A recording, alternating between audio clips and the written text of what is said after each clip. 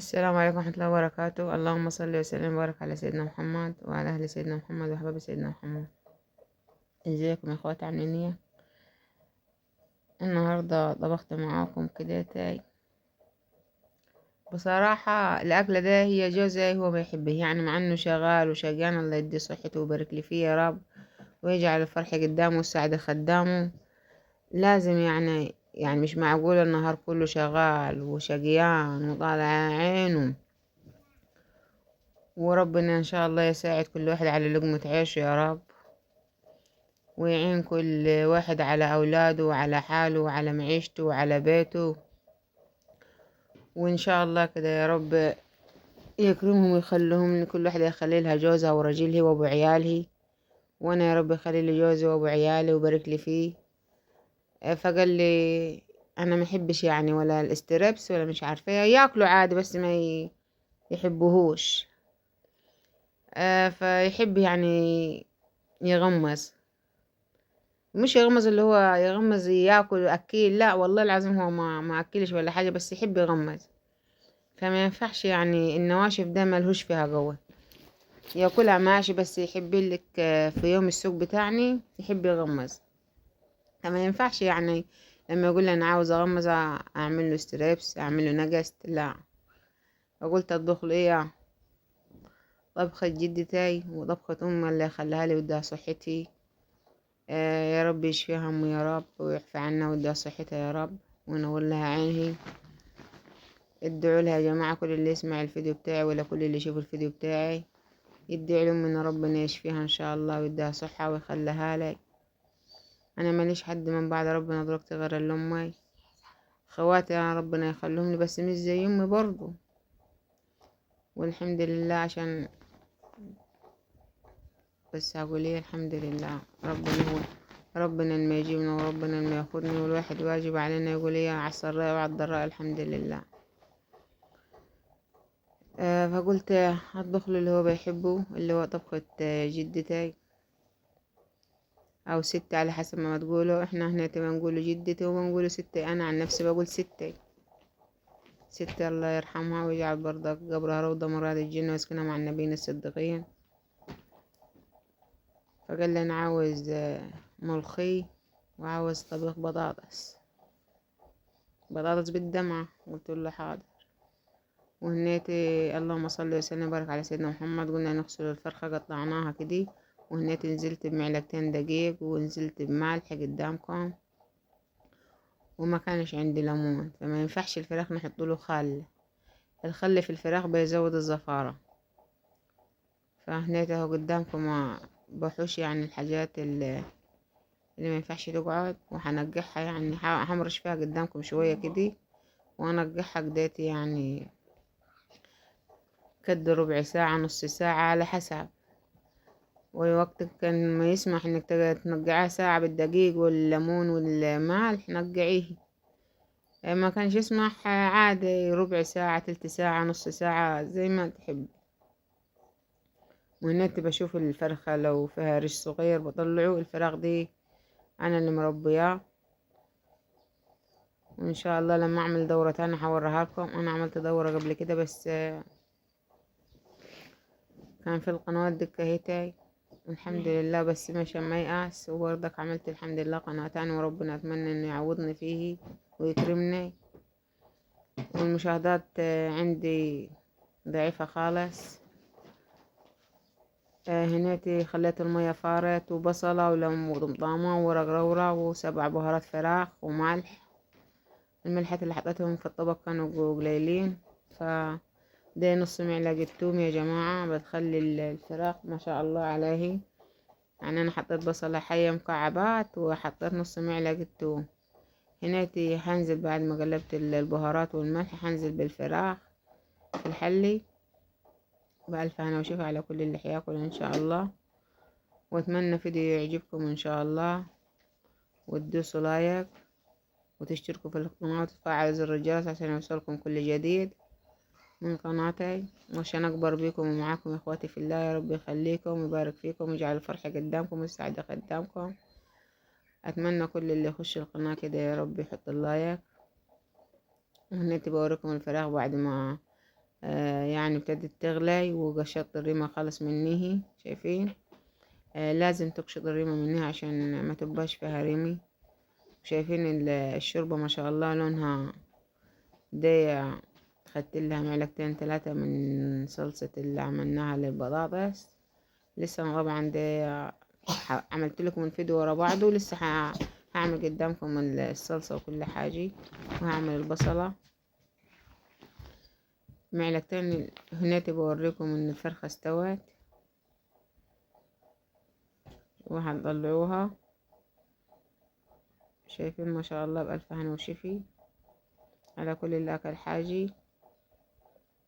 والطبيخ ديت والله مش ده على حسب الناس، لما تكون ضريانة عليها فما بيقدرش يغير على النواشف، ياكل نواشف كل حاجة، بس ما بيقدرش يغمز. يحب عارفين اللي هو ياكل كل حاجة، وبرضك لا انا عاوزة اغمز. انا ما حاسسش، الحمد لله انا حاسسش نفسي بطني شبعت ولا حاجة. هنا طلعنا الفرخة وجبنا شوية ملح. لازم اول ما تطلعي الفرخة من الشوربة او من الدمعة لازم ترشتي لها شوية ملح وشوية كزبرة بكمون، او شوية كزبرة فلفل. هنا ده بهارات فراخ، عشان الكزبرة والله والشطة كانوا خلصانين من عندي. كيف ما شاء الله. صفتها خاص عشان لما اجي احمرها. هنا جبت معاكم الحلي والبصلة. هعملها بصلة واحدة، عشان مش عارفة ليه انا طبيخ البطاطس بالدمعة دي ما احسه تقيل.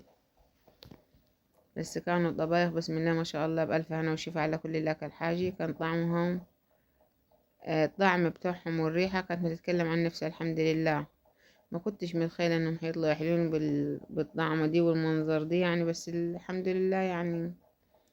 انت تريد وانا اريد والله يفعل ما يريد. هنا فرمت البصلة في الكبي. شايفين ونزلت بالبصلة ما شاء الله. خلت الزيت على ما فرمت البصلة عمل في الحلي. فلما حطيت البصلة على طول ما شاء الله ما عملش ولا. هنا حطيت حياج الدمعة بالمرة، عشان ما تبقاش مصنة. ما احبش البصلة تكون مصنة. ده 7 بهارات فراخ. لما رحت للعطار قلت له عاوزة بهارات فراخ، قال لي هات 7 بهارات فراخ وادهمني. وبقيت اقول زي ما هو قال 7 بهارات فراخ، بس انا بعد احيان بقول بهارات فراخ بس من غير 7. شايفين خلت البصلية لونها البهارات ما شاء الله. وشايفين البصلة بقت لونها ذهبي. بألف هنا وشفي.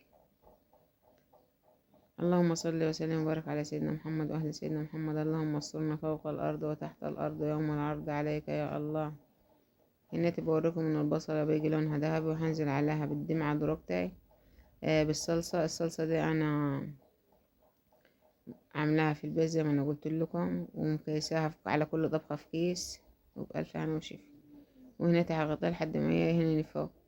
جبت كيلو بامي وكيلو بطاطس. كيلو البطاطس دي ب20 جنيه. معلهاش كيلو كيس ملوخي. قلت كيلو بامي معذرة. كيس ملوخي ب45، وكيلو بطاطس ب20 جنيه. مش عارفة انت عندكم ب20 جنيه ولا ايه.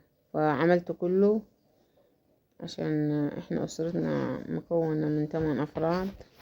آه، ابوهم وامهم اللي هو انا وجوزي، و5 بنات وولد. ربنا يخليهم لي ويبارك لي فيهم يا رب، ويخلي كل حي كده اولاده كده وان شاء الله كده، ويعلمهم التعليم العالي.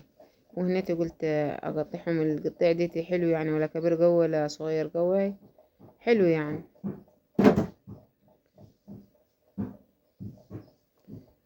فقلت اقطعهم واغسلهم عشان البطاطس ما يبقى فيها نشي. شايفين ما شاء الله. لو وصلتوا معايا لحد هنا تحطوا اللايك. حطوا اللايك الله يبارك لكم، واشتركوا في القناة، ودوسوا على الكل عشان يوصلكم كل جديد، وفعلوا الجرس. وان شاء الله اكبر بكم معاكم يا اخواتي. البطاطس هناتي برضك انا قلت امشي معاكم خطوة بخطوة. زي ما انتوا عارفين انا بحب اوريكم لو قطعت مش هنقطع غير من بعد ما اوريكم قد ايه انا عملت. لو فصلت الفيديو يعني. لازم اعمل حاجة كده قدامكم عشان ايه اخلي حاجة ويبقى كده يعني كل حاجة قدامكم. شايفين ما شاء الله. وانا قلت يعني امشي معاكم واحدة بواحدة، عشان لو في بنات مقبلة على المطبخ جديد، مقبلة على زواج، فانا بوريكم كل حاجة قدامكم وماشية معاكم بالراحة بالراحة. واتمنى ان الفيديو يعجبكم ان شاء الله. وهنا البطاطس اهي بعد ما طرقتها مكعبات هاخدها واغسلها وهنزل بها في الدمعة على طول. شايفين بعد ما غسلته، شايفين ما شاء الله لون الدمعة. بألف هنا وشوف على كل اللي اكل حاجة. هنا هقلبها واغطيها بعد كده عشان تعرف تاخد تدي مع بعضها البطاطس والدمعة. والله ولونها وطعمها ما يتكلم عن نفسه بصراحة. بألف هنا وشفا. خدت حلة الشوربة وهنزل في الحلة التانية اللي هنعمله فيها ملقي. نزلت كام هنية طماطم كده من الشوربة راح احوشها. شايفين اديني بس انا غلطانة اللي ما صفتهمش بمصفاية وايه وحطيتهم على طول في الحلة. فنصيحتي صفوهم بمصفى الاول وحضروهم جنبكم في حلة ولا بولي وحطوهم على طول في حلة نضاف يعني عشان ما تبقاش فيهم طماطم ولا حاجة. وهناتي كيس الملوخية مش راح اخليه يفك ولا حاجة، هندلة بيه على كده في الشوربة يفك مع نفسه في الشوربة. الشوربة فايري وهتغلي كمان يعني دقيقة ولا اتنين كده هتغلى. فانا هحطه على كده ولا مش هفك ولا حاجة، هحطه على كده وهو جاي من الفرزني يعني. مش هياخد هو دقيقتين تلاتة تلقيه عبال وهنا كده تلقيه فاك. وهنا بوريكم ان البطاطس في الدمعة ما شاء الله فاضل يعني تكة كده وهقفل عليها النار. شايفين ما شاء الله. والله العظيم كان طعمه فوق الخيال الحمد لله. وألف أنا وشوف على كل لك الحاجة. وأتمنى أنكم تجربوها. وجبت الضو معاكم راح أطش للملقي. وأنا زي ما قلت لكم التوم عندي فرماه في الكبة ومفرزاه، وكل ما عوز أطلع منه معلقة نص معلقة على حسب ما أنا عاوزة. هو مخدش وقت كيس الملوخية لما حطيناه في الحلة. بسم الله ما شاء الله فك وبيتغلي الملوخية قدامكم. كل حاجة ما شاء الله قدامكم عشان ما تتوهوش مني. ديت التوم اللي مطلع عمل في الازرق بوريهولكم عشان هاخد منه الهني. خدت شغالة على نص معلقة. لو عاوزة تحطي برضك نص معلقة في الملوخية قبل ما تغلي تحطها ني. ده برضه بتخلي الطعم في حتة تانية. وهناتي برضه كانت توم حاطة في ملح مع حطيت شعرة ملح يعني لا تذكر يعني. وهقلب معاكم التومة دي واحدة بواحدة شايفين عشان ولا تتوهوا مني ولا تتوهوا منكم. ما امشي معاكم خطوة بخطوة. واتمنى ان فيديوهاتي تعجبكم وقناتي تعجبكم. يا رب كل اللي يخش على القناة ويسمع الفيديو لحد الاخر ويحط اللايك ويفعل الجرس عشان يوصل كل جديد ويدوس سبسكرايب عشان اكبر بكم ومعاكم ان شاء الله. شايفين هنا التومة لونها ذهبي ما شاء الله. بألف هنا وشفي. شايفين ايش بألف هنا وشفي ما شاء الله. شايفين الطشة ولونها وجمالها. شايفين الملقي بسم الله ما شاء الله. بألف هنا وشفي. وهنا بوريها لكم شايفين خضارها يعني ما شاء الله. وهنا هحط زيت واعمل معاكم رز حبة وحبة. الرز لازم تقلبيه لما تحط يعني انت دلوقتي حمرت شوية. هنعمله رز حبة وحبة احنا تقلبي فيه لحد ما يبقى لون ذهبي. تحط التانيين مش اول ما تحط التانيين تنزل بالشوربة اول ما تنزل بالمية تدي فيهم تشويحات كده عشان الرز اللي حطيتيه الابيض دي يتفلفل مع الرز اللي محمرينه وتطلع لك الغلاية بغلايتها زي ما انتوا هتشوفوها معايا في الفيديو. وبألف هنا وشوفها ان شاء الله. لازم تشوحيه كم تشويحة كده، مش من اول ما تحط الراس ده تديله قلبه وتحط الشوربة او المية، لا، لازم تشوحيه شوية زنين كده عشان يبقى مفلفل معاه. ده شوربة من ان هي شوربة الفراخ، برضه كنت حطيها على العين اللي جنبي بتغلي، شايفين حتى اول ما حطيتها ما شاء الله على طول ما شاء الله غلت وهنا هغطيها وهوطي عليها النار هيستوي مع نفسه. شايفين، هوريهولكم، شايفين ما شاء الله الغلاي، الله اكبر، اللهم زد وبارك بألف هنا وشفي، ما شاء الله. شايفين الغلاية باينة كل واحدة بوحدتها ازاي. وقلت هناتي اصبن الموعنات بدل ما يبقوا قاعدين مكومين معاي. قلت والله اعمل في الطبيخ وبعد كده اشتغل اصبن في الموعنات. علقت على الطبيخ وبعد ما خلصت قلت هشتغل في الموعنات قبل ما العيال يجوا من الدرس، واصبنهم معاكم واحدة بواحدة. هنا قلت اغسل الصينية الاول واصبنها عشان احط عليها الكوبايات. لازم الاول نصبن حاجة عشان نحط عليها الكبابة. حطيتها جنبي فيها حتة رخامة صغيرة قد كده، يعني مش عارفة 1/4 متر ونص متر زي كده. ريحت عليها الصينية وهغسل. هنا بحش من الكباب التافل واللي فيها شاي بلبن برضو نحشوه. حطيت لها شوية بريل واغسلهم معاكم يا رب. يا حي يا قيوم برحمتك نستغيث، يا مالك يوم الدين.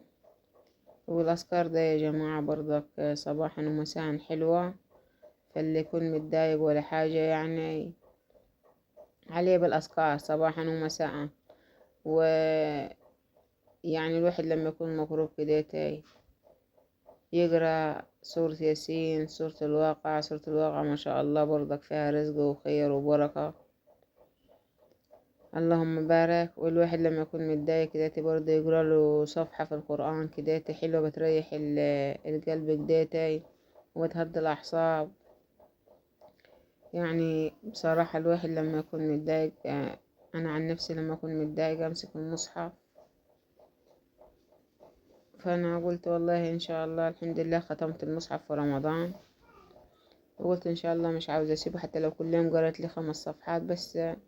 قرأت مرة واتنين ومش عارفة، شقة مخ اليمين ده وجعاني، العظم وجعني، مش ما عارفة أنام عليه. ادعوني إن ربنا يشفيني، وخايفة والله خايفة، بس الحمد لله على اللي حجبونا ربنا.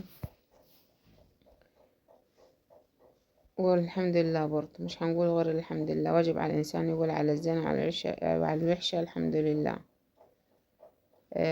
مسكت التنكة اهي زي ما انتوا شايفيني، مش عارفة، حاسة عظمي كده مش عارفة أغسل، مش عارفة أنضف النظيف بتاعي زي زمان.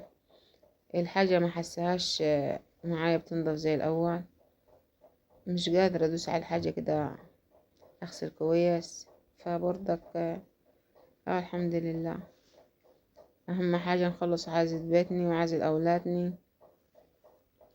عشان ما تبقاش حاجتنا مكركبة ومظبطة يعني. شايفين التنكة ده زمان كنت أخليه. الحمد لله يا رب، الحمد لله.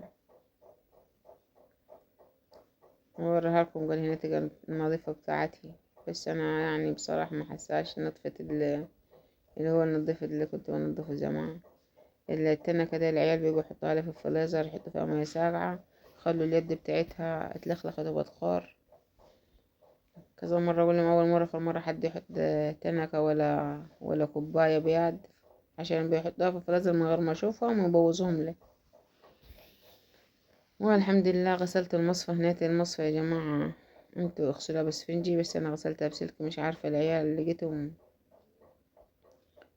عاملين فيها كده زي اللي ملسلسي، فقلت لو عملنا كراوية ولا خلطة يعني راح تبقى ملسلسة، فغسلتها بسلكي. وبعد كده قلت ابقى احط لها شوية مية فايرين عشان ما يبقاش فيها لسلس لما ناجي نعمله خلطة ولا حاجة ولا كراوية تبقى ملسلسة وش الكوباية من فوق. وبعد ما غسلت الكوبايات والتنكي بصبر معاكم الطباقة دي والصحون مسكوا. يعني انا ماشية معاكم خطوة بخطوة، المطبخ دي ميبقاش مكركب، لان اول حاجة بصراحة الراجل بيخش عليه هو المطبخ. فلازم تخلي مطبخك نظيف ومش مكركب ولا حاجة. وانا هنا مطبخي خالص متدمر، والبلاط بتاع الحوض برضو.